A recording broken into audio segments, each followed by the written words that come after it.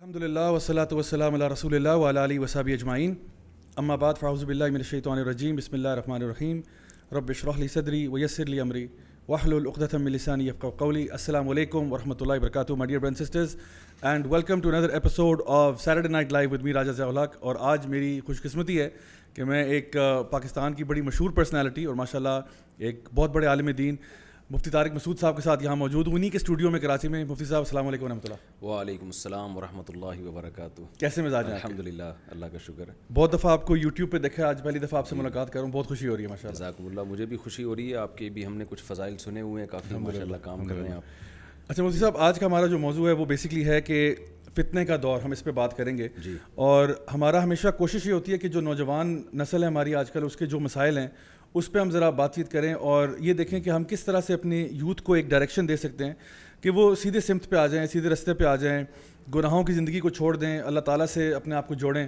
اور اس راہ میں یہ جو اللہ کی طرف جانے کا راستہ ہے اس میں جو ان کے سامنے رکاوٹیں درپیش ہیں, جو فتن اس وقت ہیں اور جس کو ہم فتنے کا دور کہہ سکتے ہیں, ان کے بارے میں آج آپ سے بات کریں گے. تو سب سے پہلے میں سورۃ الکہف کی روشنی میں اگر دیکھا جائے, کیونکہ میں سمجھتا ہوں کہ بہت ہی زبردست سورہ ہے اس اعتبار سے کہ اللہ تعالیٰ جہاں پہ نوجوانوں کا ذکر کرتے ہیں جو کہ غار میں چلے گئے, اور ان کا آپس میں متحد ہونا, توحید کے اوپر آنا اور پھر اکٹھا ہو جانا, یعنی کہ اللہ تعالیٰ کی توحید میں اکٹھے ہونا اور اپنے کلچر کو, اپنے پریکٹسز کو جو ان کے ارد گرد ہو رہی ہیں ان کو اعلانیہ کہہ دینا کہ ہم اس کو نہیں مانتے, یہ جو کچھ ہو رہا ہے یہ غلط ہو رہا ہے. سب سے پہلے میں آپ سے یہ پوچھنا چاہوں گا کہ آج کی جو نوجوان نسل ہے وہ اپنی صحبت کو ٹھیک کرنے کے لیے, اچھی صحبت اختیار کرنے کے لیے کیا کیا سٹیپس ایسے ہیں جو وہ لے سکتے ہیں, چاہے وہ اسکول میں ہوں, کالج میں ہوں, یونیورسٹی میں ہوں, یا دیگر جس طرح لوگ محلے میں ہوتے ہیں, وہ کیا سٹیپس لے سکتے ہیں کہ وہ آپس میں ایک اچھی صحبت اختیار کریں؟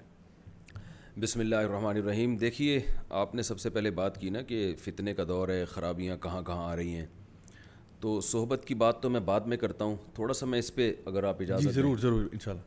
دو قسم کے فتنے ہیں. ایک, بہت سے لوگوں کے کانسیپٹ کلیئر نہیں ہے, صحیح کو غلط سمجھ رہے ہیں, غلط کو صحیح سمجھ رہے ہیں, اور کوئی پیمانہ نہیں ہے, کوئی معیار نہیں ہے, کوئی کرائٹیریا نہیں ہے جس سے یہ پتہ چلے کہ صحیح کیا ہے, غلط کیا ہے. صحیح. مثال کے طور پر ایک چیز گرم ہے, ایک صاحب اسے کہہ رہے ہیں کہ یہ ٹھنڈی ہے, یہ گرم نہیں ہے, دوسرا کہہ رہے نہیں بھائی یہ گرم ہے. تو آپ جب تک کوئی ایک پیمانہ یا کوئی معیار متعین نہیں کریں گے نا کہ گرم کی ڈیفینیشن کیا ہے, ٹھنڈے کی ڈیفینیشن کیا ہے, کتنا ٹیمپریچر ہو تو وہ گرم کہلاتا ہے, کتنا ٹیمپریچر ہو تو وہ ٹھنڈا کہلاتا ہے, جب تک یہ معیار آپ متعین نہیں کریں گے آپ قیامت تک لڑتے ہی رہیں گے. صحیح بات ہے. کیونکہ اس کے نظر میں جو گرم ہے وہ یہ ہے کہ بہت زیادہ ٹیمپریچر جب بہت زیادہ بڑھ جائے, وہ 30-40 ڈگری کو گرم مانتا ہی نہیں ہے. بالکل ٹھیک. تو اس وقت دنیا نا سر پھٹول رہی ہے, ایک دوسرے سے ٹکرے مار رہی ہے, کیونکہ ان کے پاس صحیح اور غلط کی کوئی ڈیفینیشن ہے ہی نہیں. صحیح کیا ہے, غلط کیا ہے, بالکل, اور کوئی معیار ہی نہیں ہے کہ اس معیار پہ رکھا جائے گا. بعض لوگوں نے انسانیت کی خدمت کو معیار بنا لیا ہے. بالکل, ان کے یہاں ہومو سیکس بھی جائز ہے, بالکل, کیونکہ خدمت تو پھر یہ بھی ہے. بالکل ٹھیک ہے نا, اخلاقیات ہیں ہی نہیں ان کے یہاں. بے شک. بعض لوگوں نے اس کو بھی اس انسانیت کی خدمت میں, چونکہ بوڑھے والدین بھی رکاوٹ بنتے ہیں, والدین نے تو اپنی زندگی گزار لی, اب جوان لوگ کیوں بوڑھے والدین کو گھر میں رکھیں, ان کو اولڈ ہاؤس میں جمع کرا دینے کو بھی ٹھیک سمجھتے ہیں وہ. بالکل. تو کبھی بھی ہماری جو ینگ جنریشن ہے نا, جو خاص طور پہ یونیورسٹیوں میں, کیونکہ آپ کا زیادہ تر رابطہ پڑھے لکھے لوگوں سے ہوتا ہے الحمدللہ, تو بیسک چیز یہ ہے کہ آپ کے پاس کون سا ایک معیار ہے, کون سا ایک پیمانہ ہے, آلہ ہے, جس سے آپ کو یہ پتہ چلے گا کہ صحیح کی ڈیفینیشن کیا ہے, غلط کی ڈیفینیشن کیا ہے. اس کے بغیر آپ کے کانسیپٹ کلیئر ہو ہی نہیں سکتے. آپ ساری زندگی ٹکرے ہی مارتے رہیں گے, اس بحث میں ہی لگے رہیں گے. عمل کا درجہ تو اس کے بعد ہے. تو سب سے پہلے اس پہ غور ہونا چاہیے. بے شک. تو یہ ہمارے دور کا ایک بہت بڑا فتنہ ہے کہ صحیح اور غلط جو ہے نا آپس میں مکس ہو گئے ہیں. یعنی کہ ڈیفینیشنز لوگ جو ہیں وہ اصل میں, یہ میں نے خود بھی آبزرو کیا کہ لوگ جو ہیں وہ آپس میں بحث کر رہے ہوتے ہیں ایک دوسرے کے ساتھ, اور انہوں نے جس ٹاپک پہ بحث کر رہے ہیں اس ٹاپک کو ڈیفائن بھی نہیں کیا ہوتا. جس طرح آپ نے کہا نا کہ وہ مطلب وہ اس چیز کو کچھ اور سمجھ رہا ہے, وہ کچھ اور سمجھ رہا ہے, دونوں ایک دوسرے کے مخالف باتیں کر رہے ہیں, لیکن یہی نہیں پتا کہ ہم کسی اور چیز اس کو کچھ اور کہتے ہیں. یعنی جب بھی کسی سے بحث ہوتی ہے نا تو کچھ چیزیں کامن ہوتی ہیں جن کو پہلے سے مانا جاتا ہے. بالکل ایسا ہی. تو صحیح اور غلط کو ڈیفائن کرنے میں بھی کوئی نہ کوئی معیار پہلے متعین کرنا پڑے گا. تو جو مذہب ہے وہ تو 2 لفظوں میں بتا دیتا ہے. مذہب کے علاوہ کسی کے پاس کوئی معیار ہی نہیں ہے. یعنی عقل تو کسی کو کچھ کہہ رہی ہے, کسی کا معیار کچھ اور ہوتا ہے. تو ایک فتنہ تو ہمارے دور میں یہ ہے کہ ہماری ینگ جنریشن کو صحیح اور غلط کی ڈیفینیشن معلوم نہیں ہے, اور اس ڈیفینیشن کو وضع کرنے کے لیے کوئی اصول اور ضابطے بھی ان کے دماغ میں نہیں ہیں. تو یہ ساری زندگی بیچارے ٹکریں مارتے رہیں گے دیوار سے, جس کو قرآن کہتا ہے کہ وادیوں میں حیران سرگردان گھومتے رہیں گے یہ, بے شک, اور اندھیروں میں گھومتے رہیں گے. تو آپ مذہب کو نہیں مانتے, لیکن آپ پہلے یعنی جو لوگ نہیں مانتے ان کی بات کر رہا ہوں, کہ پہلے اس کو طے کریں کہ صحیح کا فیصلہ کون کرے گا اور غلط کا فیصلہ کون کرے گا. یونائٹڈ نیشن سے کروانا ہے فیصلہ, امریکہ سے کروانا ہے, یورپ سے کروانا ہے, پروفیسر حضرات سے کروانا ہے, کس سے کروانا ہے. تو یہ جب تک آپ کو اس سوال کا جواب نہیں ملتا نا, آپ آگے جا نہیں سکتے. بالکل. پھر یہ اگلا مرحلہ ہے کہ صحیح کو جب آپ صحیح مان لیتے ہیں تو پھر اس پر عمل, تو بہت سی چیزیں اس میں عمل میں رکاوٹ بنتی ہیں. جیسے بہت سے لوگ بہت سی چیزوں کو غلط مانتے ہیں لیکن پھر بھی کر رہے ہیں. ڈرگس, نشہ ہے, سب مانتے ہیں غلط چیز ہے, لیکن ہماری یہاں ہماری یونیورسٹیوں میں بہت تیزی سے نشہ پھیل رہا ہے. تو اگر آپ یہ مان لیتے ہیں کہ صحیح کیا ہے غلط کیا ہے, یہ آپ کو پتہ چل جاتا ہے, تو پھر اس پہ موٹیویشن کے لیے آپ کو صحبت کی ضرورت ہوتی ہے. مثال کے طور پر نشہ ایک ایسی چیز ہے جس کو ساری دنیا غلط مانتی ہے کہ یہ ڈرگس یہ غلط چیز ہے, پوری دنیا میں پابندی ہے, لیکن لوگ کر رہے ہیں. سگریٹ کے ہر ڈبے پر لکھا ہوتا ہے خبردار سگریٹ پینا صحت کے لیے مضر ہے, بالکل جی, لیکن سب پی رہے ہیں. تو یہ ایک دوسرا فتنہ ہے کہ غلط کا علم ہونے کے باوجود آپ کر رہے ہیں. تو جب یعنی اس میں آپ کو جو موٹیویشن چاہیے نا, تو اس میں آپ کو صحبت تبدیل کرنے کی ضرورت ہے. صحبت کا کیا مطلب, جس گناہ میں آپ مبتلا ہیں اگر انہی جیسے لوگوں کے ساتھ آپ بیٹھیں گے تو آپ اس گناہ میں آگے بڑھتے چلے جائیں گے, اس کو غلط کہہ کے بھی آپ کر رہے ہوں گے. سگریٹ ایسی چیز ہے کہ میں سگریٹ کی ایک مثال دے رہا ہوں, یہ ہر چیز پہ فٹ کی جا سکتی ہے یہ مثال. سگریٹ ایک ایسی چیز ہے کہ اگر آپ صبح شام سگریٹ پینے والوں کے پاس بیٹھو گے تو آپ سگریٹ پیو گے, اور اگر آپ ان لوگوں کے پاس بیٹھو گے جو نہیں پیتے سگریٹ تو آپ کو شرم آئے گی پیتے ہوئے, آپ اجازت مانگو کہ یار مجھے تھوڑا سا کام ہے. تو یہ صحبت کیا کرتی ہے کہ جس گناہ میں جس برائی میں آپ مبتلا ہیں, جس برائی میں آپ پڑ چکے ہیں, اگر آپ چاہتے ہیں کہ میں اس برائی سے نکلوں تو سب سے پہلے آپ کو اپنی صحبت اور اٹھنا بیٹھنا چینج کرنا پڑے گا, اور ان لوگوں کے ساتھ آپ کو بیٹھنا پڑے گا جو اس برائی میں مبتلا نہیں ہے, بالکل, اور عملاً اس برائی کو چھوڑے ہوئے ہیں. دیکھیں پہلی دفعہ تو کسی نے سگریٹ پی ہوگی نا, لیکن اسی کو جیسے کورونا فرسٹ ٹائم تو ایک آدمی کو ہوا تھا نا, اس سے گلے مل کے اور اس سے جھپیاں لے کے پوری دنیا میں کورونا میں ڈال دی ہے, ٹھیک ہے نا. ایسا تو نہیں ہے کہ ہر آدمی کو وہی جرثومہ, یعنی چائنا میں جس پہلے آدمی کو لگا تھا تو ہر آدمی کو پہلی دفعہ تھوڑی لگ رہا ہے, وہ تو وہیں سے ٹرانسفر ہو رہا ہے. تو فرسٹ ٹائم کسی نے سگریٹ پی, کسی نے شراب پیا, اس کے ساتھ بیٹھے لوگ, ملنا جلنا نہیں چھوڑا, تو ہوتے ہوتے یہ برائی پوری دنیا میں پھیل گئی. اس کی مثال ہے نبی صلی اللہ علیہ وسلم نے فرمایا کہ آدم علیہ السلام کے بیٹے قابیل نے حابیل کو قتل کیا تھا, تو آپ نے فرمایا دنیا میں جتنے بھی قتل ہوں گے نا قابیل کو اس میں حصہ ملے گا. وجہ کیا ہے, فرسٹ ٹائم جرم کرنا بہت مشکل ہوتا ہے, کیونکہ قابیل کے سامنے کوئی پہلے ایگزامپل نہیں تھی انسانیت کو قتل کرنے کی, کوئی ایگزامپل نہیں تھی. اس نے بہت ہمت کی اور اپنے دل پہ پتھر رکھا, اپنے ضمیر کی بھی نہیں سنی اس نے, وہ بہت بڑا مجرم تھا. لیکن جب دنیا میں ایک مرڈر ہو گیا تو آئندہ کسی کے سامنے ایک ایگزامپل آ گئی, بھائی وہ بھی تو تھا جس نے قتل کیا تھا, تو اس کا کیا ہو گیا, وہ بھی تو زندہ رہا. اس سے انسپریشن لے رہا ہے, وہ ایک چیز پہلے ہو چکی ہے, اب اس کو کرنا دوبارہ ریپلیکیٹ کرنا آسان, جی ہاں وہ آسان ہو جاتا ہے. اس لیے نبی صلی اللہ علیہ وسلم نے فرمایا قیامت تک جتنے قتل ہوں گے نا ان سب کا وہ قابیل کو کچھ نہ کچھ حصہ اس میں سے ملے گا کہ تمہاری وجہ سے ہوا یہ. تو یہ ہے صحبت. صحبت کا فائدہ یہ ہوتا ہے کہ آپ جس گناہ میں کوئی مبتلا ہے اگر آپ اس کے ساتھ بیٹھیں گے تو آپ ہزاروں تقریریں سنتے رہیں. چرسیوں میں بیٹھیں گے تو چرس پینا شروع کر دیں گے, ہیروئنچیوں میں بیٹھیں گے تو ہیروئن پینا شروع کر دیں گے. تو اس کا طریقہ یہ ہے کہ ان لوگوں میں بیٹھیں جو نیک لوگ ہیں, جو اس برائی سے اوائڈ کرتے ہیں, تو آپ پھر ویسے ہی ہونا شروع ہو جائیں. بالکل. اچھا مفتی صاحب, یہ جو آپ نے بڑی خوبصورت بات کی کہ سب سے پہلے ہم چیزوں کو ڈیفائن کرتے ہیں نا, اور آپ نے جس طرح بڑا اچھا یہ بات بیان کی کہ صحیح اور غلط کا فرق جو ہے وہ لوگوں کو معلوم نہیں ہے. جی اچھا, میں چونکہ یہ سبجیکٹ پڑھاتا بھی ہوں اسلامک یونیورسٹی میں, جہاں پہ ہم اسلام کو مختلف مذاہب اور مختلف فکروں کے ساتھ اس کا کمپیریزن کرتے ہیں, اس میں یہ ایک چیز آتی ہے کہ جب اسلام میں تو ہمیں پتہ ہے کہ صحیح اور غلط کا تعین جو ہے وہ رب کائنات کرتا ہے. اللہ تعالیٰ نے جو بات بتا دی, نبی کریم صلی اللہ علیہ وسلم کے ذریعے جو بات ہم تک پہنچی, ہم کہتے ہیں وہ سر آنکھوں پہ انشاءاللہ سمعنا واطعنا کر کے ہم بات قبول کرتے ہیں. لیکن باقی یہ جو اس وقت سیکولر لبرل دنیا ہے, اس میں صحیح اور غلط کا تعین جو ہے نا, انہوں نے ایک بڑے خوبصورت کچھ الفاظ ہیں جو چناؤ ان کا کر لیا ہے. اصل میں ہمارا مقصد جو ہے زندگی کا, وہ ہے اللہ تعالیٰ فرماتے ہیں سورہ الذاریات میں وما خلقت الجن والانس الا لیعبدون. اللہ تعالیٰ فرماتے ہیں سورہ ملک میں الذی خلق الموت والحیات لیبلوکم ایکم احسن عملا. اللہ تعالیٰ نے موت اور زندگی کو پیدا کیا تاکہ ہمارا امتحان لیا جائے. یہ مسلمان ہونے کے ناطے ہمیں معلوم ہے. لیکن ویسٹرن ورلڈ میں اگر آپ دیکھیں تو وہ کہتے ہیں مقصد کیا ہے, وہ کہتے ہیں مقصد ہے اپنے آرام کو, اپنی خوشی کو میکسیمائز کرنا اور اپنے دکھ درد کو منیمائز کرنا. یعنی کہ اس کو ایک ہیڈنزم بھی کہتے ہیں, اس کا ایک خاص اس کے پیچھے ٹرم ہے کہ آپ اپنے خوشیوں کو بڑھائیں, اپنے پلیجر کو بڑھائیں, اپنی جو لذتیں ہیں زندگی کی ان کو انجوائمنٹ کو بڑھا دیں اور اپنے غموں کو کم کریں. یہ زندگی کا اصل مقصد ہے. اچھا, پھر انہوں نے جب اس کے اوپر تحقیق کی اور سوچا اور بڑے بڑے ان کے مفکر جو ہیں وہ آئے, انہوں نے کہا کہ بھئی یہ اگر کریں گے تو پھر اگر مثال کے طور پہ اگر 6 لوگ ہیں اور وہ کسی ایک خاتون کے ساتھ زیادتی کرنا چاہ رہے ہیں تو 6 لوگوں کا فائدہ ہو رہا ہے اور ایک کا نقصان ہو رہا ہے, تو ہماری فکر کے مطابق تو وہ جو 6 لوگ کر رہے ہیں وہ صحیح کر رہے ہوں گے, کیونکہ زیادہ لوگوں کا فائدہ ہو رہا ہے, ایک کا نقصان ہو رہا ہے تو زیادہ فائدہ ہو رہا ہے نا. تو پھر انہوں نے کہا نہیں, اس میں کچھ گڑبڑ ہے. پھر انہوں نے ایک پرنسپل انٹروڈیوس کرایا جس کو وہ کہتے ہیں ہارم پرنسپل. ہارم پرنسپل سے مراد یہ ہے کہ ہاں مطلب نیکی یعنی آپ اچھے کام جو ہیں اپنے خوشی کو بڑھائیں لیکن کسی کا نقصان نہ ہو. یعنی آپ یعنی صحیح اور غلط کا تعین کیا ہے کہ آپ اپنے شغل کو, اپنی انجوائمنٹ کو, اپنے چسکے کو زندگی میں اس کو بڑھائیں, بس کسی کا نقصان نہیں ہونا چاہیے. لیکن اس میں اب مسئلہ یہ پیدا ہوا کہ جس طرح آپ نے ہومو سیکشوالٹی کی بات کی تو کہتے ہیں کہ اگر 2 مرد آپس میں نکاح کر لیتے ہیں تو مولانا صاحب آپ کو کیا تکلیف ہو رہی ہے, اس میں کس کا نقصان ہو رہا ہے, اس میں ہم پرنسپل کہاں گیا. نعوذ باللہ ثم نعوذ باللہ. وہ تو یہ کہتے ہیں کہ جس کو ہم انسیسٹ کہتے ہیں, یعنی اگر باپ اپنے بیٹے کے ساتھ رشتہ کرنا چاہتا ہے یا باپ بیٹی کے ساتھ کرنا چاہتا ہے یا ماں بیٹے کے ساتھ کرنا چاہتی ہے, اللہ معاف کرے, تو اس میں بھی کہتے ہیں نقصان کیا ہے. جب دونوں آپس میں راضی ہیں تو قاضی صاحب آپ کا کیا بیچ میں کام ہو گیا.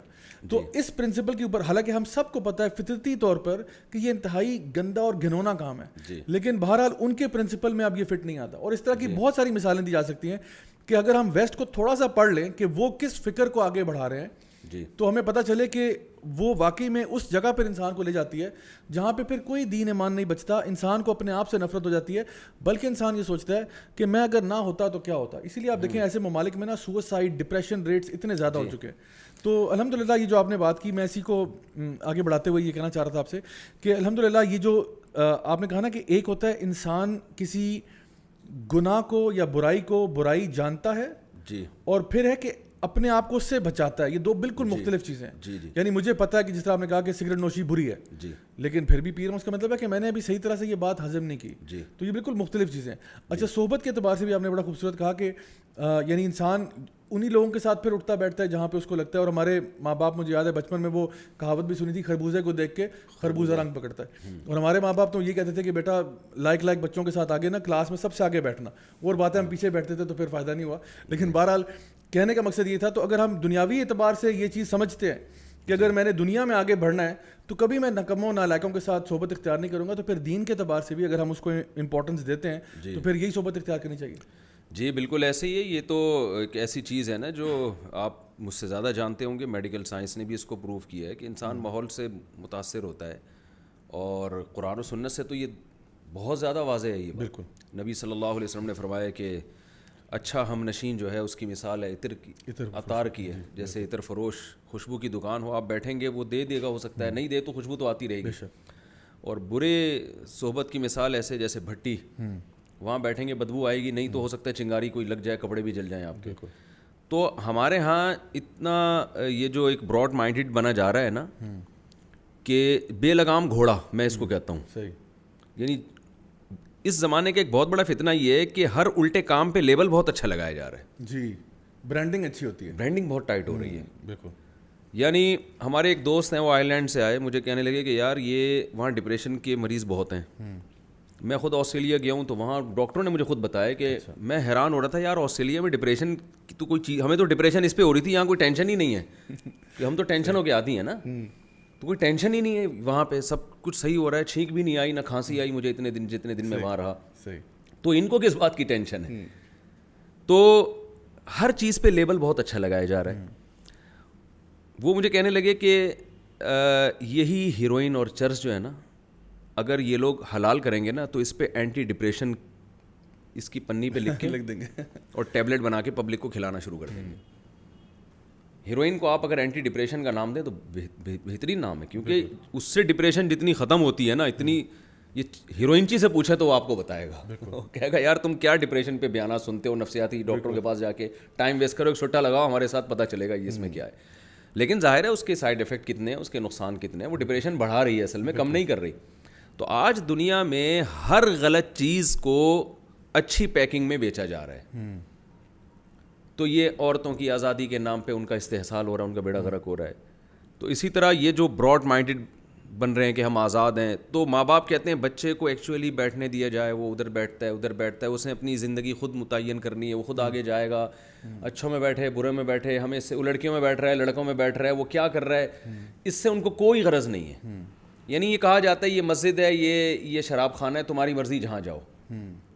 تو میں ایسے والدین سے کہتا ہوں کہ پھر اس کو چرسیوں میں بھی آپ بیٹھنے دیں نا, بالکل آپ ہیروئنچیوں میں بھی بیٹھنے دیں اس کو آپ, کہ وہ وہاں بھی بیٹھے. وہ کہتے ہیں نہیں وہ غلط ہو جائے گا. تو جب یہاں غلط ہو سکتا ہے تو وہاں غلط کیوں نہیں ہو سکتا وہ. تو صحبت جو ہے اس کا اتنا زبردست اثر ہوتا ہے.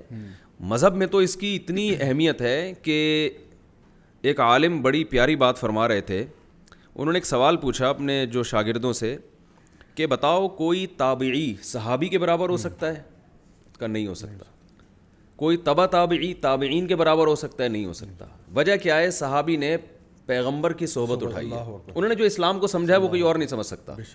تو اگر آپ اسلام کی بیس پہ کسی کو فضیلت دیتے ہیں تو اس میں سب سے پہلا نمبر صحابہ کا ہے, کیونکہ وہ محمد صلی اللہ علیہ وسلم کے ساتھ رہے ہیں. وہ جس طرح سمجھ سکتے تھے بعد والے نہیں سمجھ سکتے. تو یہ بہت اہم چیز ہے کہ آپ کا اٹھنا بیٹھنا کن لوگوں کے ساتھ ہے. جیسے باہر سردی ہوگی تو آپ کو لگے گی, آپ متاثر ہوں گے, آپ لوہے کے بنے ہوئے نہیں ہیں. گرمی ہوگی تو آپ گرمی کا اثر آپ کی باڈی پہ ہوگا.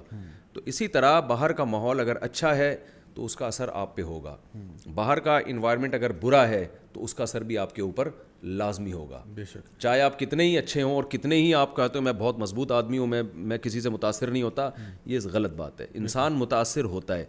اچھے لوگوں کے ساتھ رہے گا تو اچھائی آئے گی اس کے اندر, بروں کے ساتھ رہے گا تو برائی آئے گی. اچھا, اس میں مجھے امام الغزالی رحمہ اللہ کا ایک قول یاد آ رہا ہے. انہوں نے کہا کہ برا دوست جو ہوتا ہے وہ سانپ سے بھی بدتر ہوتا ہے. انہوں نے کہا اس لیے کیونکہ اگر آپ کو سانپ ڈس لے تو زیادہ سے زیادہ موت کے منہ میں اتار دے گا, لیکن برا دوست اگر تمہیں ڈس لے تو تمہیں جہنم کے منہ میں اتار دے گا. کہتے ہیں بلکہ میں تو اس سے ایک ہاتھ آگے جا کے یہ کہتا ہوں کہ برا دوست شیطان سے بھی بدتر ہوتا ہے, کیونکہ شیطان صرف آپ کو ایک مشورہ دیتا ہے, آپ کو صرف ایک وسوسہ دیتا ہے, آپ کو صرف ایک برائی کی طرف آمادہ کرتا ہے. لیکن برا دوست جو ہے وہ آپ کو پوری سلوشن دیتا ہے. وہ آپ کو گھر سے پک کرے گا, کریم کرا کے آپ کو جو ہے نا وہ جگہ پہ گناہ کی جگہ پہ لے کے بھی جائے گا, آپ کے ساتھ بیٹھ کے گناہ بھی کرے گا, گناہ کرنے پہ آپ کو شاباش بھی دے گا, واپس آپ کو ڈراپ سروس بھی دے گا. اس کے بعد کہے گا کہ بھائی ابا جان سے یہ بہانہ کرنا, اماں سے یہ بہانہ کرنا, پورا سلوک یعنی ہاتھ پکڑ کے جہنم چھوڑ کے آئے گا. تو کہتے ہیں کہ جتنے چرسی ہیروئنچی ہیں نا ان کو دوستوں نے ہی تو ہیروئن اور چرس پہ لگایا ہے. جتنے زانی ہیں ان کو دوستوں نے لگایا ہے, جتنے شرابی ہیں ان کو دوستوں نہیں لگایا. فطرتاً انسان جو ہے نا وہ اس کو نہیں پسند آ رہا ہوتا, لیکن کوئی کہتا ہے کر لے کوئی مسئلہ نہیں, کوئی کچھ نہیں ہوتا تو ایک دفعہ ٹرائی کر پھر دیکھ. تو وہ جو آپ صحیح کہہ رہے ہیں کہ جو پیئر پریشر کریٹ ہوتا ہے آپ کے ساتھ دوستوں یاروں کا, واقعی میں یہ ہر بندے کے بس کی بات نہیں ہے. کہ تھوڑا سا چٹکلا بھی سنا دوں, جتنے 2-3 شادیوں والے ہیں نا وہ یہاں سے گھوم پھر کے گئے ہوئے ہیں. اچھا, صحبت کا اثر ہے نا. آپ دیکھیں گے کسی نے بھی دوسری تیسری کی ہوئی ہے صحیح, تو سمجھ جائیں اس کا ہماری مسجد سے کوئی نہ کوئی تعلق ہے زیادہ تر. اچھا, تو یہ خیر ایک چٹکلا ہے یہ بتانے کے لیے کہ صحبت کا اثر ہوتا ہے. اور اب آپ ہماری بھابھی اب پتہ نہیں کتنی پریشان ہوں گی, تو میں ان کو بھائی کوئی ترغیب نہیں دے رہا صحیح, تو ہماری بھابھی کو بتا دیے گا کہ مفتی صاحب سے ہماری بالکل ایک الگ قسم کی ڈسکشن ہوئی. یہ تو ویسے ہی درمیان میں بات آ گئی الحمدللہ. اچھا مفتی صاحب, یہ تو ہم نے بات کی کہ جہاں پہ ہم نے کہا کہ اصحاب کہف کا جہاں اللہ تعالیٰ ان کے بارے میں ذکر کرتے ہیں کہ فتنوں کے دور کے اندر, کیونکہ یہ ایسی سورہ ہے سورۃ الکہف جو ہے جس کا بتایا گیا کہ یہ دجال کے فتنے سے بچنے کے لیے ایک بہت مؤثر سورہ ہے. اس کے اندر جتنے بھی اسٹوریز ہم اس میں پڑھتے ہیں وہ ساری کی ساری کوئی نہ کوئی ایسا ہمیں لیسن دے رہی ہوتی ہیں کہ جو ہمارے لیے آج بھی بہت ریلیونٹ ہے. ہم سمجھتے ہیں کہ آج بھی ہمارے لیے اتنا ہی اہم ہے جتنا پہلے تھا. تو اس اعتبار سے تو سب سے پہلے تو ہم کہتے ہیں کہ جس طرح جو بھی نوجوان ہے, ہمارا پہلا آج کی بات یہ تھی کہ ان کو چاہیے کہ وہ اچھی صحبت اختیار کریں اس فتنے سے بچنے کے لیے جو بھی ان کے ارد گرد ہے. جب اچھی صحبت میں آئیں گے, جیسے اللہ تعالیٰ فرماتے ہیں قرآن مجید میں کہ یا ایھا الذین آمنوا اتقوا اللہ وکونوا مع الصادقین, کہ اے ایمان والو اللہ کا تقوی اختیار کرو اور صادقین کے بس ساتھ آ جاؤ. کونوا مع الصادقین, یہ نہیں کہا ان کی اتباع کرو, پیروی کرو, ان کے نقش قدم پہ چلو, بس ان کے ساتھ ہو جاؤ, باقی خود بخود آپ کے اندر بھی تقوی آ جائے گا. جو تقوی کی آگ ان کے دل میں بھڑک رہی ہے وہ آپ میں بھی آ جائے گی انشاءاللہ. اچھا, اس کے بعد میں چاہتا ہوں کہ ہم یہ بات کریں کہ علم کا فتنہ, جس طرح ہم نے سورۃ الکہف کے اندر ہم نے ایک بات دیکھی کہ جہاں پہ موسیٰ علیہ السلام اور خضر علیہ السلام کا واقعہ اس میں جو ہے نا مینشنڈ ہے, جہاں پہ موسیٰ علیہ السلام علم سیکھنے کے لیے خضر علیہ السلام کے پاس جاتے ہیں, اور پھر وہ پوری کہانی ہے. اچھا, علم کا فتنہ یہ ہے کہ انسان علم کہاں سے لیتا ہے, کن لوگوں سے لیتا ہے, کن کی صحبت اختیار کرتا ہے, اور وہ جو علم ہے کہیں علم کے اندر وہ اپنے آپ کو بہت پھنے خانہ سمجھنا شروع کرتے ہیں. یعنی کہ وہ جب علم تھوڑا بہت اس کے پاس آتا ہے, کہیں وہ یہ نہ سمجھے کہ میرے اوپر کوئی نہیں ہے علم والا, میں سب سے اوپر ہوں علم کے اندر. تو یہ جو فتنہ ہے علم کے اعتبار سے, جہاں پہ انسان اپنے آپ کو کہتا ہے کہ بھئی میں کسی, یعنی دو چیزیں مطلب دلوں کے امراض کی اگر ہم بات کریں تو یا تو شبہات ہیں یا شہوات ہیں. تو شہوت جو ہے نا اس کے بارے میں علماء کہتے ہیں کہ جی شہوت سے انسان پھر باہر آ سکتا ہے, کیونکہ انسان کو پتہ ہے میں غلط کام کر رہا ہوں, کوئی فحش کام ہے, کوئی گندا کام ہے, تو دل اس کا ملامت کرتا رہتا ہے کہ یار تم یہ غلط کر رہے ہو, تو وہ کہیں نہ کہیں ہو سکتا ہے توبہ کر لے. لیکن جو شبہات میں پڑ گیا نا, وہ پھر ہو سکتا ہے کبھی واپس نہ آئے, کیونکہ وہ اب اپنے وہ جو شبہ ہے اس کا وہ یقین میں بدلنا شروع ہو جاتا ہے, اور پھر وہ بالکل ڈی ٹریک ہوتا ہے. جی, اس کے بارے میں تھوڑی رہنمائی فرمائیں. دو چیزیں میں عرض کروں گا آپ کے سامنے. ایک تو یہ کہ یہ جو شبہات کی بات ہے نا, آج بہت سے لوگ دین کی طرف آتے ہیں تو قرآن و سنت کے نام پہ غلط گائیڈنس دی جاتی ہے ان کو, وہ پھر وہ غلطیاں کر رہے ہوتے ہیں جو پہلے سے کر رہے ہیں, لیکن اس پہ شریعت کا لیبل لگا دیتے ہیں. بالکل صحیح. یہ سورہ ناس جو نازل ہوئی ہے, من شر الوسواس الخناس الذی یوسوس فی صدور الناس من الجنۃ والناس, اے اللہ میں وسوسے ڈالنے والوں سے پناہ مانگتا ہوں جو جنات میں سے بھی ہیں, انسانوں میں سے بھی. جنات تو شیاطین ہیں اور انسان بھی وسوسے ڈالتے ہیں, ہر چیز میں شبہ پیدا کر دیتے ہیں. آپ دیکھیں آج بہت سے اسکالرز ایسے ہیں, جب آپ ان کی اسپیچز سنیں آپ کو ہر چیز میں شک ہو جائے گا کہ یار یہ ساری امت ابھی تک گھاس کھا رہی تھی, یہ جتنے بڑے بڑے ائمہ تھے, محدثین تھے, ان کو تو کچھ پتہ ہی نہیں تھا. دین تو انہوں نے سیکھا ہے آ جا کے. ہر چیز میں جو 1400 سال سے امت میں ایک اتفاقی چیزیں چلی آ رہی ہیں, حدیثوں کے ریفرنس, کچھ ترجمے, کچھ وہ چند ایک چیزیں ملا کے وہ ایسے پیش کرتے ہیں لوگوں کے سامنے کہ لوگ سمجھتے ہیں اصل اب 15ویں صدی میں اصل اسلام اب آیا ہے. 1400 سال سے تو یہ غلط چیز کو لوگ فالو کر رہے تھے. تو یہ فالٹ ہو کہاں سے رہا ہے؟ دیکھیں ایک اصولی چیز ہے. قرآن مجید میں اللہ تعالیٰ کا ارشاد ہے, اور میں قرآن کی آیت محض تائید کے طور پہ پڑھ رہا ہوں, ورنہ یہ تو ایک پوری دنیا کا ایک متفقون علیہ اصول ہے. میری اردو تھوڑی سی متفقون علیہ ٹائپ کی, کوئی مسئلہ نہیں, پرابلم تو نہیں ہوگی؟ نہیں کوئی پرابلم نہیں. مجھے نہیں پتا آپ کے آڈینس کس ٹائپ کے ہیں نا, وہ پھر حیران ہوتے ہیں یار یہ متفقون علیہ کیا لگایا. نہیں بالکل ٹھیک ہے, متفقون علیہ کا مطلب سب کا اس پر اتفاق ہے. جی بالکل. اچھا خیر ہے. تو وہ یہ طے شدہ اصول ہیں پوری دنیا میں کہ جب بھی کسی چیز میں کوئی رائے قائم کرنی ہو تو اس کے ماہرین کا اعتبار ہوگا. دیکھیں میڈیکل سائنس میں چائلڈ کے الگ اسپیشلسٹ ہوتے ہیں, شوگر کے الگ اسپیشلسٹ ہوتے ہیں, تو وہاں تو ہم یہ سب چیزیں مانتے ہیں کہ یار ایک عام جنرل فزیشین کے بجائے ہم شوگر کی بیماری میں ایک عام فزیشین کو بھی لفٹ نہیں کراتے, بلکہ شوگر کے اسپیشلسٹ کے پاس کوشش کرتے ہیں جانے کی. بچوں کے معاملے میں ایک گلی محلے کے ڈاکٹر کے بجائے ہم کوشش کرتے ہیں یار اسپیشلسٹ کے پاس جائیں. لیکن دین کے معاملے میں ہم یہ بھی نہیں دیکھ رہے کہ یہ ڈاکٹر یہ اسکالر بھی ہے یا نہیں ہے, صحیح, یہ بھی نہیں دیکھ. اسپیشلسٹ ہونا تو بہت دور کی بات ہے. تو قرآن مجید میں اللہ تعالیٰ کا ارشاد ہے اذا جاءہم امر من الامن, یہ میں نے کرونا میں یہ بہت آیت پڑھی تھی میں نے, جب کرونا کا مسئلہ شروع ہوا تھا نا, تو کرونا کا مسئلہ جب شروع ہوا تھا تو بہت سے علماء کی تحقیقات آ رہی تھی کہ کرونا کچھ بھی نہیں ہے. تو میں کہتا تھا کہ قرآن ہمیں یہ کہتا ہے کہ جو جس کی فیلڈ ہے اس میں بولنے کا اسی کو حق ہے. اب یہ کرونا ہے یا نہیں ہے یہ علماء کی فیلڈ نہیں ہے, یہ میری فیلڈ نہیں ہے, یہ علماء کی فیلڈ نہیں ہے, یہ ڈاکٹروں کی فیلڈ ہے. تو ڈاکٹروں کی سے پوچھا جائے گا, اس میں فیس بک سے یا یوٹیوب سے نہیں پوچھا جائے گا کہ آپ نے گوگل پہ لکھا. گوگل پہ تو کوئی بھی کچھ بھی لکھ کے ڈال رہا ہے. اچھا مفتی صاحب میں اس میں تھوڑا سا بس ایڈ کرتا چلوں, اس میں جو آپ نے بات بتائی وہ یہ کہ یوٹیوب نے آپ کو پتا ہے کرونا کی جب ویڈیوز آنا شروع ہوئی نا, لوگوں نے ہر بندے نے #COVID-19 شروع کر دیا. یوٹیوب نے ویڈیوز کو بلاک کرنا شروع کر دیا, یا ان کی ویورشپ کو ختم کر دیا, یا ان کو آف کر دیا کہ جو بندے ان کو لگا کہ کوالیفائڈ نہیں ہے. اور کرونا پہ ہر بندہ تبصرہ کر رہا ہے, کیونکہ آپ کو پتا ہوگا کہ بہت سارے واٹس ایپ میسیجز چلے کرونا یہ ہے, کوئی کہہ رہا ہے یہ سازش ہے, کوئی فلاں ہے. تو یوٹیوب نے اور باقی دیگر انہوں نے وارننگز لگانا شروع کر دی, نیچے ویڈیوز کے باقاعدہ وارننگز چلتی تھیں کہ کرونا کی اصل معلومات کے لیے یہاں رجوع کریں. یہ جو بندے بول رہے ہیں ان کی کوئی گارنٹی نہیں. سمجھدار تھا نا, اس لیے اس نے یہ کام کیا. تو یہ ہماری قوم میں سمجھ شاید نہیں ہے, تو یہ پھر ہمارا ڈبل سٹینڈرڈ ہو گیا. جی ہاں, قرآن مجید کے الفاظ ہیں کہ جب بھی کوئی خبر آیا کرے تمہارے پاس تو اللہ رسول کی طرف لوٹاؤ. وَأُولِي الْأَمْرِ مِنْكُمْ, جو تم میں اس چیز کے اہل ہیں ان کی طرف لوٹاؤ. تو کوئی بھی جب کسی چیز کا اہل ہوگا نا تو خبر اس کی طرف لوٹائی جائے گی, ڈائریکٹ اس خبر پہ عمل نہیں کیا جائے گا. تو یہ قرآن و حدیث کی بھی خبریں یا فتویٰ ہے یہ بھی خبر ہے تو اس کو اس کے ماہرین کی طرف لوٹایا جائے گا. بے شک. تو ایسا نہیں ہوگا کہ کوئی بھی شخص حدیث کا کوئی ریفرنس پیش کر دے اور آپ جو ہے وہ اس پر عمل کرنا شروع کر دیں کہ جی اس نے ریفرنس سے بات کی ہے. ایسے تو میڈیکل سائنس کے بھی ریفرنس ہر ایک کے پاس ہوتے ہیں. میں کسی کو بول دوں کہ بھائی یہ آپ دوا کھائیں اور یہ ریفرنس ہے اس کا, تو ڈاکٹر نہیں مانے گا اس کو. ڈاکٹر کہے گا بھائی یہ کتابیں ہمارا کام ہے پڑھنا, اس کو سمجھنا ہمارا کام ہے. تو دنیا میں اصول یہ ہے کہ جو بھی مسئلہ ہوگا وہ اس کے ماہرین سے پوچھا جائے گا. تو علم بھی باقاعدہ ایک پراپر طریقے سے حاصل کیا جاتا ہے. ایک سلیبس ہے جو صدیوں سے چلا آ رہا ہے. یہ کوئی اسلام آج تو نہیں آیا نا دنیا میں, تو صدیوں سے ہے. تو ایک سلیبس ہے باقاعدہ, وہ جب تک آپ پراپر طریقے سے پڑھتے نہیں ہو. سلیبس میں بنیادی 3 چیزیں ہیں. نمبر 1, آپ کو عربی گرامر پہ عبور ہونا چاہیے, کیونکہ یہ اردو میں نہیں آیا اسلام, یہ عربی میں آیا ہے. ہمارے یہاں بہت سے بڑے بڑے اسکالر ہیں, ان کو عربی کی الف بے بھی نہیں پتہ, لیکن آپ ان کے سبسکرائبر ملینز میں دیکھیں گے اور وہ قرآن و سنت پہ فتوے دے رہے ہیں, حالانکہ ان کو یہ بھی نہیں پتا کہ یہ حدیث کا ترجمہ جو ہوا ہے یہ صحیح ہوا کہ نہیں ہوا. وہ احوت کو اہوت کہتے ہیں.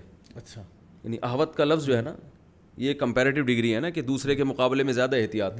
میں نے دیکھا ہے کہ وہ احوت کو پڑھ رہے ہیں اہوت, یعنی ایک جو ہمارے مدرسوں کا پہلی جماعت کا بچہ ہے اس کو ہنسی آتی ہے, لیکن لوگ ان کو بہت بڑے اسکالر سمجھ رہے ہیں. وہ الحج الاکبر کا ترجمہ کر رہے ہیں, یوم الحج الاکبر کا ترجمہ کر رہے ہیں حج کا بڑا دن. حالانکہ جو گرامر جو یعنی گرامر کی بیسک معلومات بھی جس کے پاس ہیں اس کو پتہ ہے یہ موصوف صفتیں ہیں, یہ مضاف نہیں ہے کہ حج کا بڑا دن, اس کا مطلب ہے بڑا حج. حج کا بڑا دن اس کے مراد نہیں ہے. اور یہ عمرے سے, عمرہ چھوٹا حج ہوتا ہے اور یہ جو 10 ذی الحجہ کو ہوتا ہے یہ بڑا حج ہوتا ہے. بالکل. تو جن میں اتنی معلومات بھی نہیں ہے وہ بڑے بڑے اسکالر بنے ہوئے ہیں. تو ہر چیز کا ایک اصول ہوتا ہے کہ آپ اس کے ماہرین کی طرف لوٹائیں, وہ آپ کو بتائیں گے. تو میں عرض کر رہا تھا سب سے پہلے عربی گرامر ہے جو اسلامک یونیورسٹیوں میں یا دینی مدارس میں پڑھائی جاتی ہے.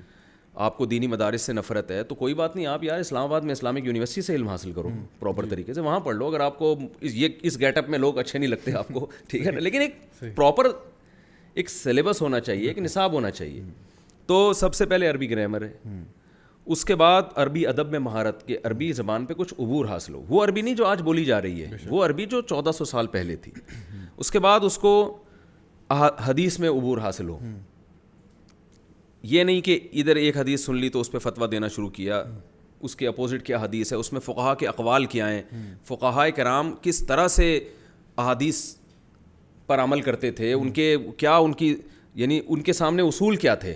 ہر ایک فقیہ کے اپنے الگ اصول. میری ڈاکٹر ذاکر نائک سے جب ملاقات ہوئی تو انہوں نے کہا کہ میں پہلے میرے کانسیپٹ الگ تھے, اب میرے بہت سارے چینج ہوئے ہیں. خاص فقہ حنفی کے بارے میں انہوں نے مجھ سے کہا کہ مجھے پہلے امام حنیفہ کے اصول معلوم نہیں تھے, تو مجھے ایسا لگتا تھا, یعنی میں ان کی جو بات ہے اپنے الفاظ میں بیان کر رہا ہوں, سیم ورڈنگ میں تھوڑی بہت. ظاہر ہے میرا اتنا ان جیسا میرا حافظہ تو نہیں ہے نا کہ میں وہ پورے الفاز مجھے یاد ہوں کہ یہ انہوں نے ارشاد فرمایا تھا. تو اس کا مفہوم بیان کر رہا ہوں کہ انہوں نے کہا کہ امام حنیفہ رحمہ اللہ کے جو اصول ہیں ان میں سب سے پہلا اصول یہ کہ ہر وہ حدیث جو قرآن کے خلاف ہوتی ہے وہ اس کو رد کر دیتے ہیں. تو اس سے ایک عام آدمی کو بدگمانی ہوگی کہ یہ اس حدیث کو فالو نہیں کر رہے, حالانکہ اس میں قرآن کو فالو کر رہے ہوتے ہیں. تو ہر مجتہد کا اپنا, امام شافعی کے اپنے اصول ہیں. تو دوسرے نمبر پہ حدیث ہے, تیسرے نمبر پہ اصول فقہ ہے. اصول فقہ میں یہی ہوتا ہے کہ قرآن و سنت سے مسائل نکالنے کے طریقے کیا ہیں, کون سے بیسک اصول ہیں جن اصولوں کو سامنے رکھ کر آپ قرآن اور حدیث سے مسئلہ نکال سکتے ہیں. قیاس کی کیا شرطیں ہیں, ایک چیز حدیث میں ملتی ہے تو آپ نے دوسری چیز کو اس پر قیاس کرنا ہے, تو کن شرطوں کے ساتھ آپ قیاس کر سکتے ہیں. تو یہ بھی ایک حدیث کی ایک شرط ہے. تیسری شرط جو فقہا بیان کرتے ہیں کہ صحابہ کرام میں کوئی واقعہ ہوا ہو مگر کسی نے بھی اس حدیث سے دلیل نہ پکڑی ہو, تو یہ خود اس حدیث اس کی علامت ہے کہ اس حدیث کو صحابہ کرام نے مسترد کیا ہے, یعنی اس میں کوئی فالٹ ہے اس روایت میں, جس کی وجہ سے صحیح ہونے کے باوجود اس پر عمل نہیں کیا جائے گا. ورنہ یہ مشہور حدیث تھی تو صحابہ کرام میں جب یہ واقعہ ہوا تو وہ مسئلہ ہی حل ہو جاتا, لیکن کوئی بھی اس پر عمل نہیں کر رہا, یا تو یہ منسوخ ہے. یعنی یہ تو میں خلاصہ پیش کر رہا ہوں, کوئی نالج نہیں ہے ہمارے پاس. اجماع کی کیا حیثیت ہے, اجماع کی ڈیفینیشن کیا ہے, سب یعنی بڑے بڑے پھینکو بیٹھے ہوئے ہیں, اور جو اپنی طرف سے جو اجماع کی تعریف کرنا چاہے, یعنی آپ کو جب کوئی مسئلہ اچھا لگتا ہے تو آپ اس پہ اجماع بنا کے اس کو پیش کر دیتے ہیں, جب آپ کو کوئی مسئلہ اچھا نہیں لگ رہا تو آپ کہتے ہیں کہ اس کے خلاف پر اجماع ہے.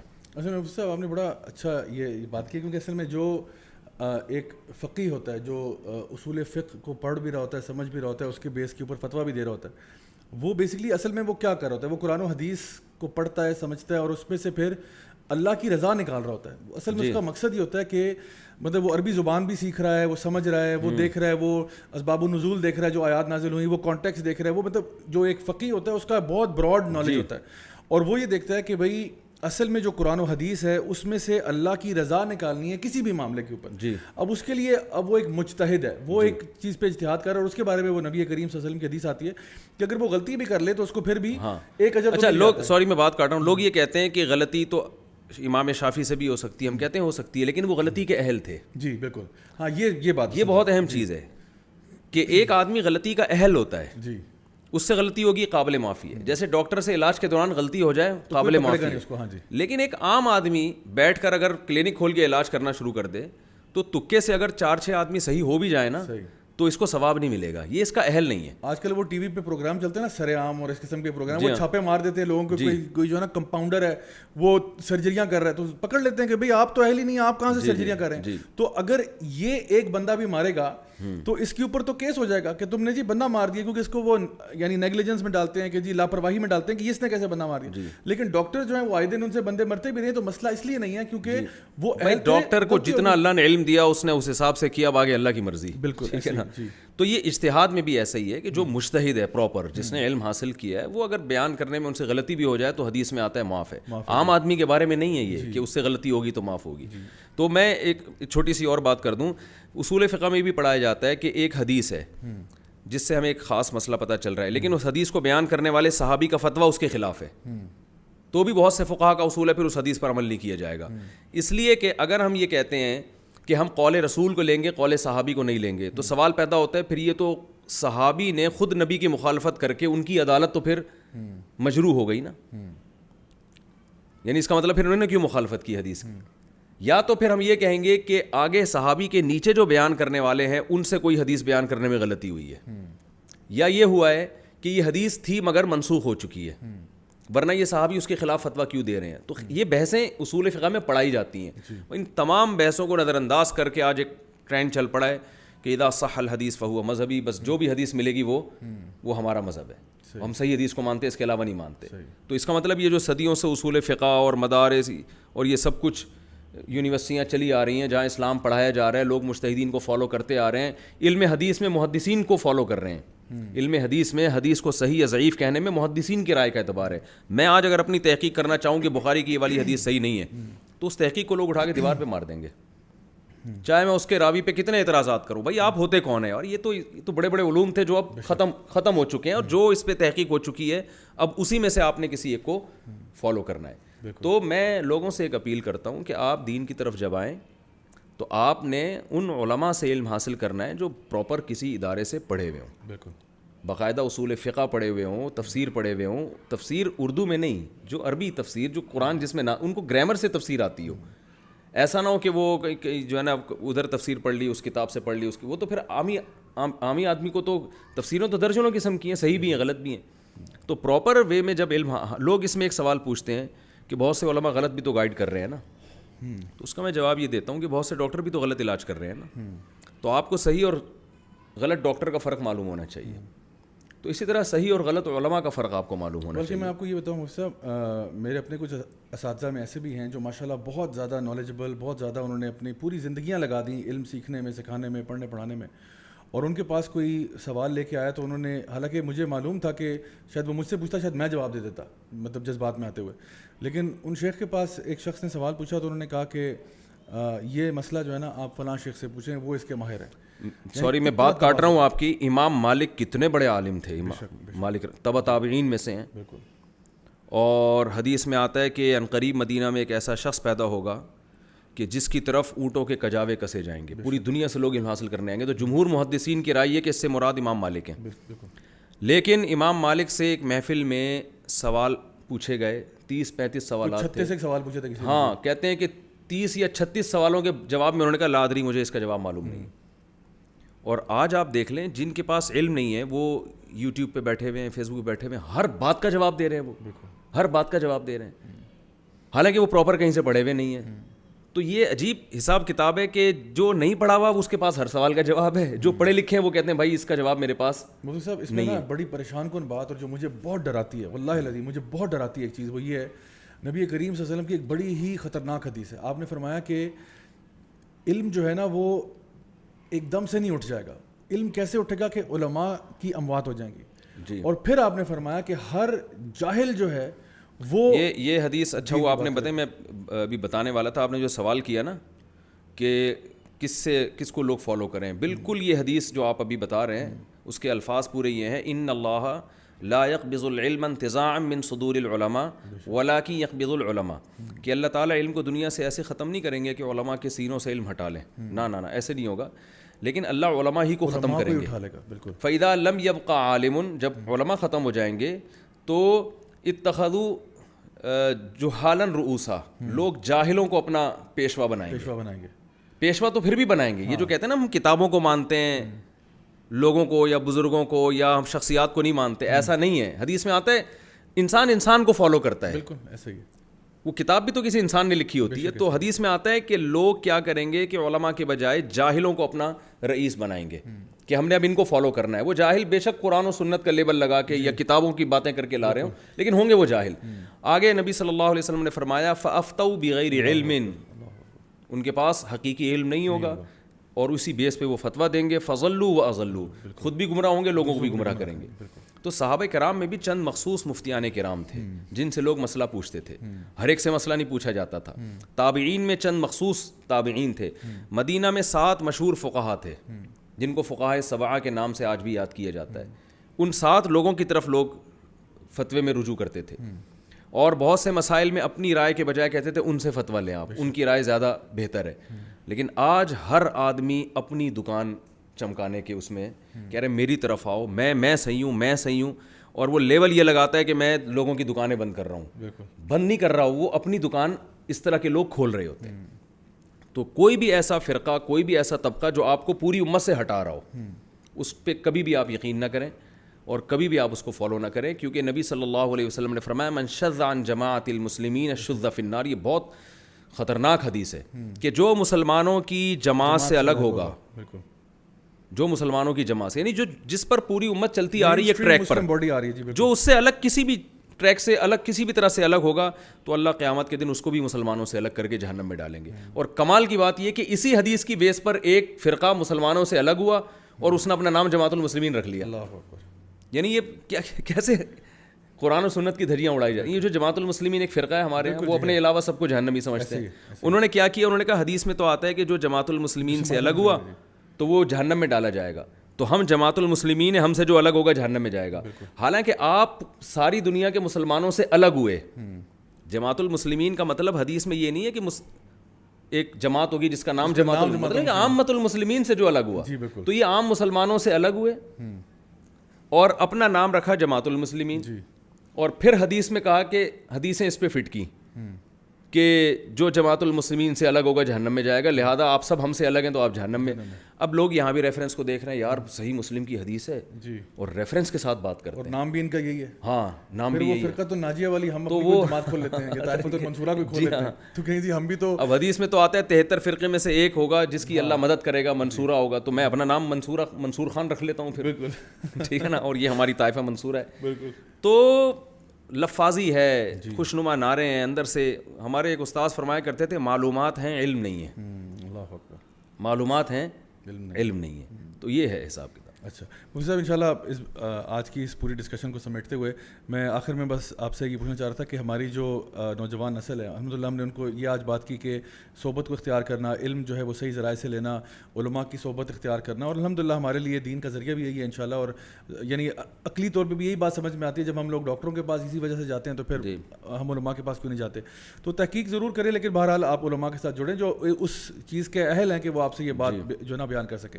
آخر میں یہ بتائیے گا کہ اگر آج کوئی نوجوان جو ہے وہ یہ سمجھتا ہے کہ جی میں اپنے آپ کو گناہوں سے دور کرنا چاہتا ہوں, کیونکہ اکثر مطلب علم پہ تو وہ بعد میں آئیں گے, صحبت پہ بھی آئیں گے, وہ گناہوں کو چھوڑنا چاہتا ہے, کوئی ایسا نوجوان جو گناہوں میں بیچارہ ڈوبا ہوا ہے جی سر سے پاؤں تک, اس کو نہیں سمجھ آ رہی, ہم باتیں کر رہے ہیں, وہ کہتے ہیں آپ تو بہت مفتی ہیں, علامہ ہیں, یہ ہیں وہ ہیں, میں یہاں تک کیسے پہنچوں, میں کیا کروں, اس کو ہم گناہوں سے نکالنے کے لیے کیا مشورہ دے سکتے ہیں؟ دیکھیے دو چیزیں ہیں اس میں. نمبر ایک یہ کہ عمومی طور پر گناہوں سے بچنے کے لیے تو ایک طریقہ صحبت چینج کرے اپنی. وہ جی جیسے حدیث میں آتا ہے کہ ایک شخص نے 99 انسانوں کو قتل کیا, بخاری مسلم کی حدیث ہے. آپ صلی اللہ علیہ وسلم نے فرمایا کہ وہ ایک عالم کے پاس گیا, تو ان عالم نے کہا کہ 100 کو قتل کیا تھا اس نے, تو ان عالم نے کہا کہ انطلق الی ارض کذا وکذا فإن بها اناسا یعبدون اللہ فاعبد اللہ معهم, اس سرزمین کو چھوڑ کے فلاں جگہ جاؤ, وہاں لوگ اللہ کی عبادت کرتے ہیں, وہاں رہو.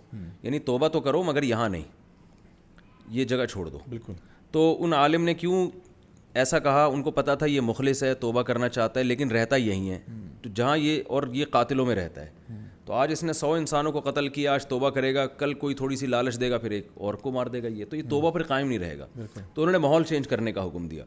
تو ایک عمومی طور پر اب 100% تو ماحول چینج کرنا ہمارے لیے ممکن نہیں ہے. کوئی ایسی جگہ نہیں ہے کہ ہم پاکستان چھوڑ کے فلاں چل, آپ کہیں جائیں گے تو پاکستان سے بدتر ہی ہوگا, وہ تو خراب ہی ماحول ہوگا, اچھا نہیں ہوگا. تو اب اس میں یہ ہے کہ علماء کے ساتھ بیٹھا جائے, ان کے بیانات سنے جائیں, یا تبلیغ جماعت کا ایک نیٹ ورک ہے مضبوط ہے, وہ 3 مہینے 4 مہینے لگوا دیتے ہیں, یا اور بہت ساری دینی تنظیمیں کام کر رہی ہیں. آپ ماشاءاللہ بڑا خاندانی کام کر رہے ہیں. میں بھی آپ کی, میں جو ہے نا وہ ناظرین کو یہ بتاتا چلو, ان کی میں نے کارگزاری سنی آدھا گھنٹہ, اور بہت خاندانی کام کر رہے ہیں ماشاءاللہ. صحبت تبدیل کرنے کے لیے ان کی شاگردی میں بھی آپ آ سکتے ہیں, ٹھیک ہے نا, تو اس سے بھی بہت فائدہ ہوگا. ان کے نیٹ ورک سے آپ لوگ جڑ جائیں. تو یہ تو عمومی ہے. اور ویسے جو ہے نا, جب جیسے کوئی خاص گناہ جس میں لوگ مبتلا ہوں, تو اس میں ایک الگ بھی لوگوں کو گائیڈ کیا جاتا ہے. مثال کے طور پر کوئی زنا میں ہے, تو وہی اس کا حل یہی ہے بھائی شادی کرے وہ, کیونکہ آپ سیکشول ڈیزائرز تو آپ کی کم نہیں ہوں گی نا ختم ہوگی. آپ روٹی کھا رہے ہیں تو وہ ہوں گی, تو اس کا حرام راستہ چھوڑ کر حلال کی طرف آئیں. ایک آدمی کو شدید بھوک لگ رہی ہے اور وہ چوری کر رہا ہے روٹیاں, تو میرے پاس آئے گا, میں کہوں گا بھائی تو پیسے کما اور خرید کے کھا لے, نہیں ہے پیسے تو چل میں تیری مدد کر دیتا ہوں. تو جو کام جائز طریقے سے ہو سکتا ہے وہ حرام کی طرف کیوں جا رہے ہو؟ تو جو فوش فلمیں دیکھ رہے ہیں انٹرنیٹ پر اور یہ سب بےہودگی کر رہے ہیں, تو بہت ہی معذرت کے ساتھ اسلام نے اس میں بہت, معذرت آپ سے بھی کر رہا ہوں, بھابھی سے بھی کر رہا ہوں, کہ اسلام نے اتنی گنجائش دی ہے کہ جس مذہب میں 4 بیویاں رکھنے کی اجازت, تو اس میں کیا ضرورت ہے گند میں منہ مارنے کی. نکاح کرنا پیغمبروں کی سنت ہے. موسیٰ علیہ السلام کی 4 بیویاں تھیں, سلیمان علیہ السلام کی پتہ نہیں کتنی تھیں, اور ایسا ہمارے نبی نے 9 بیویاں رکھی ہیں. تو پیغمبروں کی تو سنت ہے یہ تو گورے نے ہمیں یہ پٹیاں پڑھا دی ہیں. اور جو ہے وہ زیادہ سے کریں, ان کے حقوق بھی ادا کریں. آپ معذرت پیشگی بہت دفعہ کرنی پڑتی ہے. تو کوئی خاص گناہ میں کوئی مبتلا ہونا, تو اس کا حل پھر آلٹرنیٹ بتایا جاتا ہے, اور ہر چیز کا آلٹرنیٹ موجود ہے. میں تو اس PUBG کو بھی غلط سمجھتا ہوں, سارا دن کھیلتے رہتے ہیں. میں لوگوں سے کہتا ہوں یار انٹرٹینمنٹ کے لیے اور بہت ساری چیزیں ہیں. اب آپ یہ نہیں کریں گے کہ اس سے وہ چیز چھڑوا دیں, بلکہ اس کا کوئی متبادل دیں. اسے پہلے متبادل دیں آپ اس کو. متبادل یہ ہے کہ یار اور تفریح کی کم چیزیں ہیں دنیا میں. ہارس رائڈنگ کریں آپ اسکائی ڈائیونگ کریں, آپ تفریح کریں, گھومیں پھریں, صحیح ہے نا, مری جائیں, آپ کرکٹ کھیلیں, آپ بیڈمنٹن کھیلیں, اور اس سے آپ کو خوشی ہوگی, مزہ آئے گا اس میں. تو بہت ساری تفریح کی چیزیں ہیں, وہ آپ استعمال کریں. تو جو بھی کوئی نشے کا عادی ہے, تو نفسیاتی ڈاکٹر نشہ چھڑواتے ہیں. میں خود بہت سے بیماری جو اس طرح کی برائیاں ہوتی ہیں ان کو نفسیاتی ڈاکٹروں کا بتاتا ہوں کہ اس میں آپ کی جو صحیح گائیڈ کر سکتا ہے آپ کو, وہ نفسیاتی ڈاکٹر کرے گا. وہ کیونکہ یہ فیلڈ ڈاکٹروں کی ہے. وہ آپ کو اس نشے نے آپ کی باڈی کو کتنا ڈیمیج کیا ہے, فوری چھوڑنے سے آپ کو فائدہ ہوگا, نقصان ہوگا, کتنی کوانٹٹی آپ کو لینی پڑے گی, اور اس کے آلٹرنیٹ کیا ہے. تو یہ ڈاکٹروں کی فیلڈ ہے. تو میں بہت سے نشے کے مریضوں کو ڈاکٹروں کے پاس بھیج دیتا ہوں. تو یہ یعنی اس میں جو ہے نا, جس کی جو بیماری ہو یا جس میں جو برائی ہو, تو پھر اس کو اسی برائی کے حساب سے. لوگ عشق کے مریض بھی ہوتے ہیں دنیا میں. کسی لڑکی کا عشق ہو گیا اور وہ پاگل ہو رہا ہے. ابھی ایک خودکشی کی ویڈیو دیکھی میں نے, اللہ تعالیٰ بچائے, وہ لڑکی کے عشق میں گولی مار دی اس نے اپنے آپ. تو یہ بھی ایک بیماری ہے. تو ان لوگوں کا بھی علاج ہوتا ہے. ان کو ایک خاص طریقہ بتایا جاتا ہے, بھائی اس سے تمہارے دل سے یہ, اصل تو یہ ہے کہ شادی کر لو, لیکن سامنے والا راضی نہیں ہے. جب راضی نہیں ہے تو زبردستی تو نہیں ہوگی نا. تو پھر اس میں یہ کہ بھائی ختم کرو, اپنے دل کو ہٹاؤ یہاں سے. اللہ تعالیٰ ہٹ نہیں رہا تو آؤ, ہم آپ کو طریقے بتاتے ہیں, انشاءاللہ ہٹیں گے, آپ کا دماغ وہاں سے ہٹ جائے گا. لیکن کوئی بندہ چاہے نا, وہ چاہتا ہی نہیں ہے نا. ایک واقعہ سنا دیتا ہوں کہ مولانا شلوی تھانوی رحمۃ اللہ علیہ کے پاس ایک شخص آیا اور کہنے لگا کہ میں عاشق ہو گیا ہوں کسی گھوسن کا. گھوسن ہوتی ہے جو دودھ بیچنے والی نہیں ہو, گاؤں دیہاتوں میں ہوتی.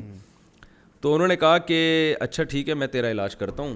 تو علاج میں پہلی بار تو علاج کے لیے آیا, انہوں نے کہا میں علاج کرتا ہوں. تو پہلا تو اس میں یہ ہے کہ تو اس کے پاس دودھ لینے کے لیے نہیں جائے گا, اچھا, اور اس سے کبھی بات نہیں کرے گا. تو اس نے کہا یہ نہیں ہو سکتا, مجھے تو دودھ کی ضرورت نہیں ہوتی, میں صرف اس سے بات کرنے کے لیے دودھ خریدنے جاتا ہوں, تو یہ نہیں ہو سکتا.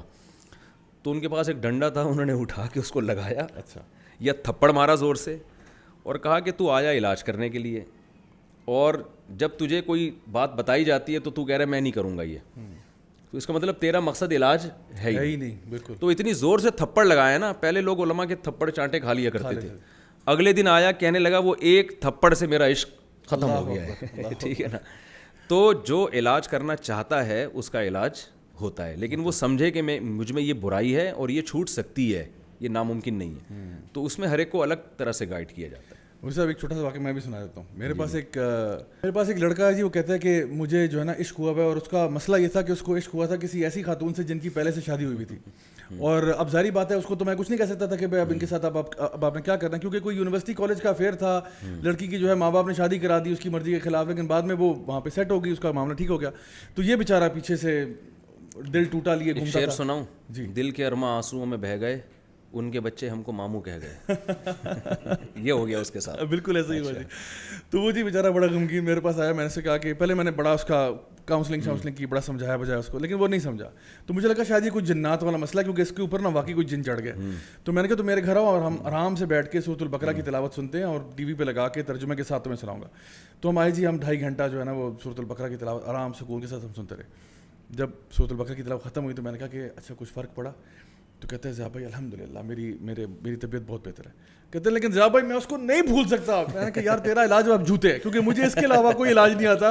میں نے کاؤنسلنگ بھی کر دی, تجھے قرآن سنا دیا, سب کچھ ہو گیا, اب کوئی علاج نہیں ہے. تو واقعی میں دیکھیں اس کا بہترین علاج یہ ہے کہ اس کی جو معشوقہ تھی نا, اس کے جو بچے ہیں, ان بچوں سے بولو کہ ان کو ماموں کہا کرو, تاکہ اس کو ایک دفعہ سمجھ آ جائے. وہ پھر صحیح ہو جائے گا, 3-4 سال انتظار کرے گا. نہیں کہ تو مجھ سے بہت بہت شکریہ آپ کا, ماشاء اللہ آپ نے آج ہمیں جو ہے نا شو میں جوائن کیا. میں اپنے آج آڈینس کو بھی کہنا چاہوں گا کہ الحمدللہ آج ہم نے کوشش کی ہے کہ آپ کے سامنے کچھ ایسے مسائل کو سامنے رکھیں جو کہ یوتھ کو نارملی فیس کرنے پڑتے ہیں, اور ہم اس فتنے کے دور میں اپنے آپ کو کیسے ان سے باہر نکال سکتے ہیں.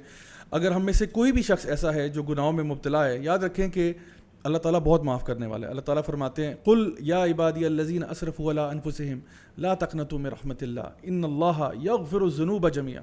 اللہ تعالیٰ فرماتے ہیں اے میرے بندو جنہوں نے اپنی ذات کے ساتھ ظلم کیا ہے, اللہ تعالیٰ کی مغفرت سے مایوس نہیں ہونا. کیوں؟ کیونکہ اللہ تعالیٰ تو تمام گناہوں کو معاف کر سکتا ہے. تو اگر آپ توبہ کرنے والے بن سکتے ہیں, میرا پیارا رب معاف کر سکتا ہے. اللہ تعالیٰ فرماتے ہیں ان اللہ یحب التوابین و یحب المتطہرین. یقیناً اللہ محبت کرتا ہے ان گناہ گاروں سے جو توبہ کر لیں. تو اگر آپ کی زندگی میں ایسے پرابلمز ہیں, کمپلیکیشنز ہیں, آپ کسی بھی گناہ میں ملوث ہیں, اور آپ کو لگتا ہے کہ شاید میرے لیے چینج کرنا پاسبل نہیں ہے, تو یقین کریں کہ اللہ تعالیٰ بہت رحمان و رحیم ہے. اللہ تعالیٰ اسی انتظار میں ہوتا ہے کہ کب میرا بندہ جو ہے لوٹ کے میرے پاس واپس آئے گا. تو آج اپنی زندگی کا پہلا دن سمجھ لیں.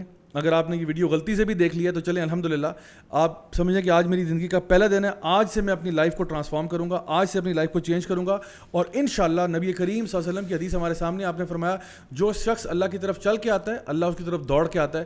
انشاءاللہ آئی ہوپ کہ آج کے سیشن سے آپ کو فائدہ ہوا ہوگا. مفتی صاحب ایک دفعہ پھر بہت بہت شکریہ آپ کا, بہت اچھا لگا آپ سے آج اچھی گپ شپ لگائی آپ کے ساتھ ماشاءاللہ, اور بہت سیکھنے کو بھی ملا. میں انشاءاللہ آپ لوگوں سے دوبارہ ملاقات کروں گا جی next week, same time same channel. Until then والسلام علیکم ورحمۃ اللہ وبرکاتہ.